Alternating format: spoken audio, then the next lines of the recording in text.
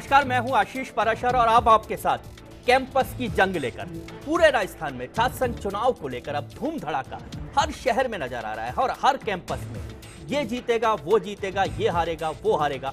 चुनावी नारों के साथ अब कैंपस अट चुका है, पट चुका है। छात्र राजनीति अपने पूरे उबाल पर है, जोश पर है, खरोश पर है और सब अब इस समय पूरा जोर लगा रहे 26 तारीख को होने वाले छात्र संघ चुनावों में जीत की कवायद के लिए।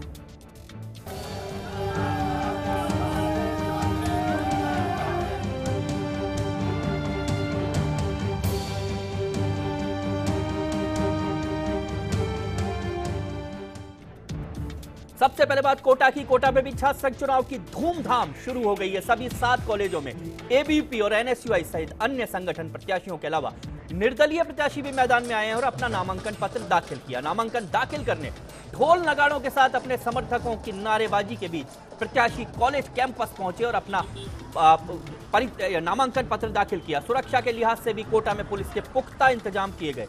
कोटा के राजकीय महाविद्यालय में एनएसयूआई से रजत मेघवाल और एबीवीपी से धीरज मीणा सहित अन्य उम्मीदवारों ने पर्चा दाखिल किया। वहीं जेडीबी कॉलेज में एबीवीपी से तपस्या ने और एनएसयूआई से आरती मेहरा ने पर्चा दाखिल किया। कोटा यूनिवर्सिटी से एबीवीपी का कोटा से एक बड़ी खबर जो अभी आ रही है कोटा यूनिवर्सिटी से। कोटा यूनिवर्सिटी में एबीवीपी का कब्जा हो गया है। लोकेश गुंजल एबीवीपी के प्रत्याशी थे, वो वहां से निर्विरोध अध्यक्ष निर्वाचित हो गए हैं। यहां अध्यक्ष पद के लिए कोई भी प्रत्याशी सामने नहीं आया। ऐसे में हमेशा की तरह इस बार भी एबीवीपी ने कोटा में ही अपनी जीत दर्ज की है।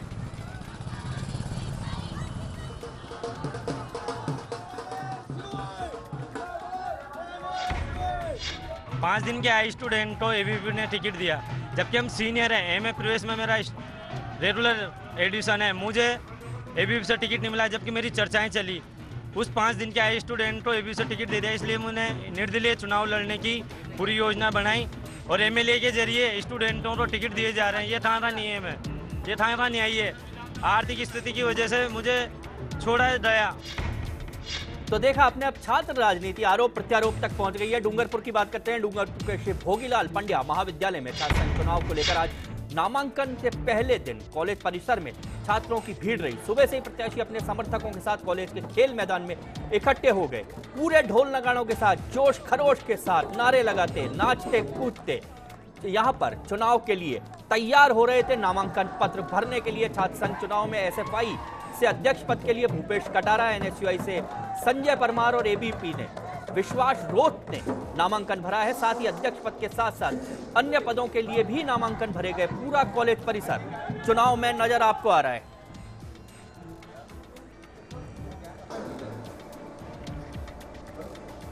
और अब बात करते हैं अलवर की। अलवर के राजगढ़ कस्बे के राजकीय महाविद्यालय में, वहां पर भी तस्वीर हम आपको दिखा रहे हैं अलवर के राजगढ़ की। राजगढ़ में भी पूरे जोश और खरोश के साथ आज नामांकन भरने के लिए छात्रों में उत्साह दिखा। छात्रों ने अध्यक्ष, उपाध्यक्ष, महासचिव, संयुक्त सचिव पदों के लिए नामांकन दाखिल किए और यहां पर अपने समर्थकों के साथ पूरे ढोल नगाड़ों के साथ पूरे बाजार में जुलूस नजर आ रहा है आपको। पूरे बाजार में जुलूस निकालते हुए यहां पर आज ये अलवर राजगढ़ की तस्वीर हम आपको दिखा रहे हैं। नामांकन पत्र भरने के लिए पहुंचे अपने समर्थकों के साथ दोनों छात्र संगठनों के लोग।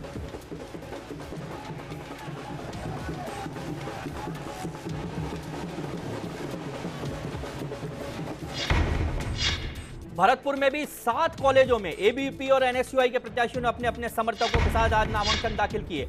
निर्दलीयों के रूप में प्रत्याशियों ने पर्चे भी दाखिल कर यहां पर किए और अपने कॉलेज की सरकार बनाने के लिए रुझान, भरतपुर में आप देख सकते हैं कितना रुझान यहां पर नजर आ रहा है। शहर के मुख्य महाविद्यालय महारानी जया कॉलेज और रामेश्वरी कन्या महाविद्यालय में नामांकन दाखिल करने जा रहे प्रत्याशी और उनके समर्थक को उनकी आईडी देखने के बाद ही प्रवेश दिया गया। इस दौरान कानून व्यवस्था बनाए रखने के लिए पुलिस का अतिरिक्त जाब्ता कॉलेजों में लगाया गया था।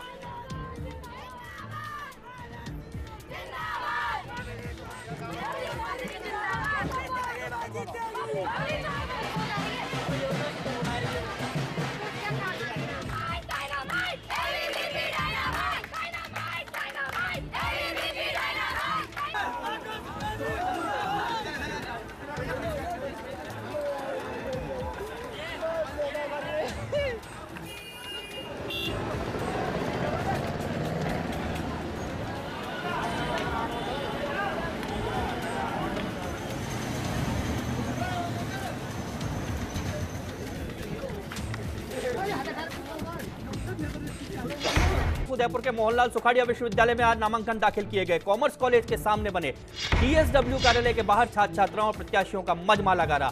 प्रत्याशी अपने समर्थकों को लेकर रैली के रूप में नामांकन दाखिल करने पहुंचे।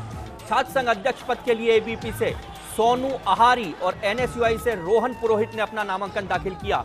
साथ ही संगठक महाविद्यालयों के लिए भी प्रत्याशियों ने अपने नामांकन दाखिल किए। एबीपी और एनएसयूआई के पूरे पैनल ने एक साथ अपना नॉमिनेशन फाइल किया। छात्रों की भीड़ को देखते हुए पुलिस ने भी पुख्ता बंदोबस्त किए थे और मौके पर ही आला पुलिस अधिकारी डटे रहे।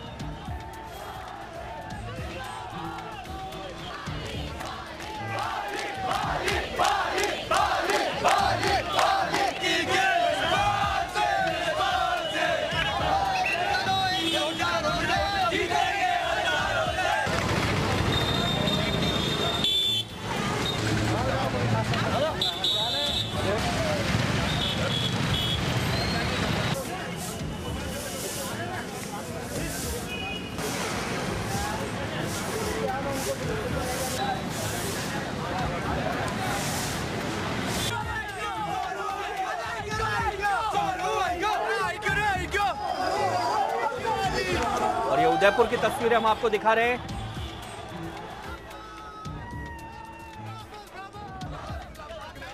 उदयपुर में देख रहे हैं कितना जोश खरोश यहां पर है। दोनों ही छात्र संगठनों के प्रतिनिधि नजर आ रहे हैं। एबीपी एनएसयूआई दोनों के पूरे जोश और खरोश के साथ यहां पर नामांकन पत्र दाखिल करने के लिए पहुंचे उदयपुर में।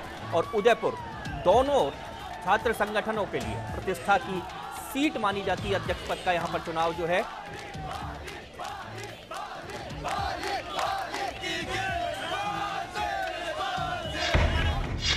कैंपस की जंग में खबरों का सिलसिला तो हम जारी रखेंगे, लेकिन यहां पर कुछ लोग भी हमारे साथ जुड़ गए हैं। मैं उनका परिचय यहां पर कराना चाहूंगा। हमारे साथ हैं एबीपी के संगठन मंत्री प्रदेश के मिथिलेश गौतम और एनएसयूआई के पूर्व छात्र संघ एनएसयूआई के अध्यक्ष प्रदेश अध्यक्ष मुकेश भाकर। ये दोनों लोग हमारे साथ इस चर्चा में बने रहेंगे। सबसे पहले शुरू करते हैं चर्चा। मिथिलेश जी, आपको एक बधाई दे रहा हूं क्योंकि पहली खबर मैंने पढ़ी थी कि आप 2 जगहों पर निर्विरोध चुनाव जीत गए, तो आपके लिए बधाई है। और क्या ये मानते हैं कि ये संदेश है आपके लिए? जी आशीष जी, धन्यवाद आपका। आपने 2 जगह के लिए बधाई दी है, लेकिन मैं आपसे चाहता हूं 3 जगह के लिए बधाई दें। नागौर की कन्या महाविद्यालय में भी चारों पैनल हमारे विद्यार्थी परिषद के जीत गए हैं और कोटा टेक्निकल यूनिवर्सिटी का पूरा पैनल विद्यार्थी परिषद का जीत गया है और कोटा विश्वविद्यालय भी हमने जीत ली है। और तो मतलब क्या मुकेश, आपके पास आता हूं, इनको बधाई दूं या ये मानूं कि अब ये सरकार में है तो ऐसा हो सकता है? देखिए, जिस प्रकार से पिछले चुनाव हुए हैं, पिछले 5 चुनाव हमने यहाँ देखे हैं, पिछले 4 चुनाव हमारे शासन में हुए थे, कांग्रेस के सरकार के शासन में हुए थे। कितना शांतिपूर्वक और बिल्कुल तटस्थ चुनाव हमें देखने को मिला। पिछले चुनाव से आप जिस तरीके का प्रशासन का रुख आप देख रहे हो, सरकार की दखलंदाजी जिस तरीके से देख रहे हो, कोटा यूनिवर्सिटी का मैं बताना चाहूँगा कि हथियारों के साथ युवक खड़े रहे। एनएसयूआई के प्रत्याशी को उन्होंने पर्चा दाखिल नहीं करने दिया। और जो जिस तरह की कन्या महाविद्यालय और इस तरह की बात मिथिलेश जी कर रहे हैं, इन कॉलेजों का जहां तक ये मानकर अपने आप को, ये एबीवीपी को अपने आप में संगठित मान रहे हैं या अपने आप को मजबूत मान रहे हैं, इन चीजों से ऊपर उठकर मैं कहना चाहूंगा कि सरकार की जिस तरह की दादागिरी एबीवीपी संगठन के साथ दिख रही है, पिछले चुनाव में आपने देखा रिजल्ट रोक लिया गया जब संगठन हारता दिखा। तो एक मैं ये कहना चाहूंगा कि सरकार की जो दखलंदाजी है, जो इस तरह का रवैया, ये बंद होगा जब जाकर। मुकेश, क्या जब कांग्रेस की शासन होता है तब ऐसा नहीं होता? क्या सीधे तौर पर मान लिया जाए कि सरकारें छात्र राजनीति में दखलंदाजी नहीं करती हैं? मैं कहना चाहूंगा पिछले 4 चुनाव आपने देखे, कहीं भी छुटपुट घटनाओं के अलावा कहीं भी किसी तरीके की बड़ी घटना आपको देखने को नहीं मिली पिछले शासनकाल में। पर मैं थोड़ा सा मुकेश को व्यापक कर रहा हूं। क्या छात्र संघ चुनावों की ये तस्वीरें होनी चाहिए? पिछली बार कोर्ट को कहना पड़ा कि लिंग 2 की धज्जियां उड़ाई जा रही है, चाहे आप हो और चाहे एबीपी हो। दोनों से मैं सवाल पूछूंगा, क्या छात्र राजनीति की ये तस्वीर होनी चाहिए जहां मुद्दों पर चुनाव लड़ने की बात आती है, कैंपस में पढ़े लिखे स्टूडेंट आते हैं जो मुद्दों पर बहस कर सकते हैं, वो सड़कों पर लड़ाइयां करते हैं? क्या ये चेहरा होना चाहिए छात्र राजनीति का? देखिए, एनएसयूआई हमेशा लिंग 2 कमेटी की जो सिफारिशें आई थी, जिस तरह की सिफारिशें लिंग 2 ने हमारे कैंपस में चुनावों को लेकर, जो चुनाव बंद हुए उसके बाद जो आई थी, एनएसयूआई उनका समर्थन करती है। और एनएसयूआई हमेशा ये चाहती है कि उसी रवैये में, उन्हीं सिफारिशों के बीच चुनाव हो। लेकिन हमारी सरकार जब तक थी, जब तक किसी भी कांग्रेस के नेता का, किसी भी तरीके का सरकार का कोई इंटरफेयर यहाँ नहीं होता था। और हम भी ये चाहते हैं कि संगठन में जो चुनाव है, छात्र संघ के जो चुनाव है। उदयपुर से एक खबर आ रही है, फिर मैं मिथिलेश जी के पास आऊंगा। जी, उदयपुर से एक बड़ी खबर यहां पर आ रही है, वो बड़ी खबर हम आपको उदयपुर से यहां पर दिखाना चाह रहे हैं। जो खबर हमारे पास उदयपुर से आ रही है, भीलवाड़ा उदयपुर से बड़ी खबर एक आ रही है छात्र संघ चुनाव को लेकर कि वहां पर भी कुछ जगहों पर निर्विरोध निर्वाचन हुए हैं।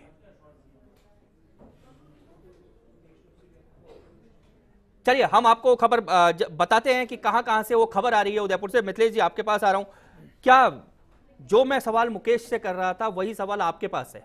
जी, जहां तक लिंगदो कमेटी की सिफारिशों के उल्लंघन का और उनके समर्थन का बात करते हैं, तो मैं सीधा एनएसयूआई के मेरे भाई मुकेश से पूछना चाहता हूं या कहना चाहता हूं, आज कल और परसों लगातार 3 दिन से एबीवीपी क्रियान्वयन कर रही है। लिंगदो कमेटी के आधार पर चुनाव होने चाहिए। मीडिया के इस रूम में बैठकर हम बातें कर सकते हैं कि हम करते हैं, लेकिन मैं आपको प्रत्यक्ष बता सकता हूं, मीडिया में भी यह है, हमने हैंडमेड पोस्टर का प्रचलन यहां पर सबसे पहले चालू किया। हैंडमेड पोस्टर से यहां पर राजस्थान विश्वविद्यालय और पूरी जो जयपुर की सड़कें हैं, जयपुर की दीवारें हैं, वो गंदी नहीं हुई। वहां पर हमने बहुत बड़ा अच्छा एक क्रियान्वयन, इसका क्रिएटिविटी हमने एक काम किया। हम केवल बात नहीं करते, लिंगदो कमेटी के आधार पर चुनाव लड़ते भी हैं।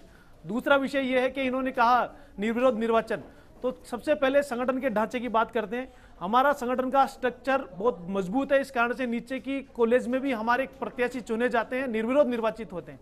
अयोग्य प्रत्याशियों को नामांकन करवा देना, जी, आप जो कह रहे हैं मैं मान सकता हूं, और मुकेश जी जो कह रहे थे वो भी मान सकता हूं, लेकिन मेरा सवाल जहां पर था वहीं के वहीं मेरा सवाल रहा कि क्या छात्र राजनीति की ये तस्वीर होनी चाहिए? जहां चुनाव मुद्दों पर होने चाहिए वहां चुनाव के मुद्दे नहीं होते, वहां सिर्फ धनबल चल रहा है, भुजबल चल रहा है, जातिवाद चल रहा है।